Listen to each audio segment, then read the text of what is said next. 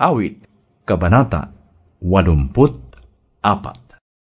Mahal ko ang iyong templo, o makapangyarihang Yahweh. Nasasabik ang lingkod mo na sa templo ay pumasok. Ang buo kong pagkatao'y umaawit na may lugod. Sa masayang pag-awit ko, pinupuri, buhay na Diyos. Panginoon, sa templo mo, mga mayay nagpupugad. Maging ibong layang-layang sa templo mo'y nagagalak. May inakay na kalinga sa tabi ng iyong altar. O Yahweh, Hari namin at Diyos na walang hanggan.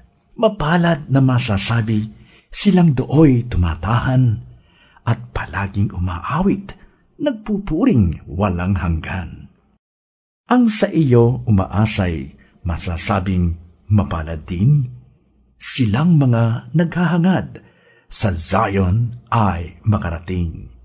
Habang sila'y naglalakbay sa tigang na kapatagan, tuyong lupa'y binabaha sa maagap na pagulan. Habang sila'y lumalakad, lalo silang lumalakas.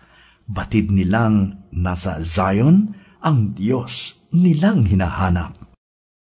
Dinggin mo ang dalangin ko, O Yahweh, makapangyarihang Diyos. O ikaw na Diyos ni Jacob, dinggin mo ang iyong lingkod. Basbasan mo, aming Diyos, itong hari naming mahal, pagpalain mo po siya, pagkat ikaw ang humirang. Kahit isang araw lamang, mas gusto ko sa templo mo, kaysa 1,000 araw na iba ang tahanan ko.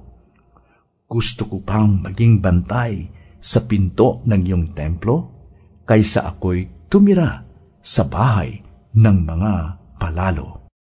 Pagkat ang Panginoong Yahweh, pag-asa at sanggalang, kami pinagpapala mo sa pag-ibig mo at dangal. Hindi siya nagkakait ng mabuting mga bagay. Sa sinumang ang gawain ay matuwid at marangal. O Yahweh, ang Diyos na makapangyarihan sa lahat, ang magtiwala sa iyo'y masasabing mapalad.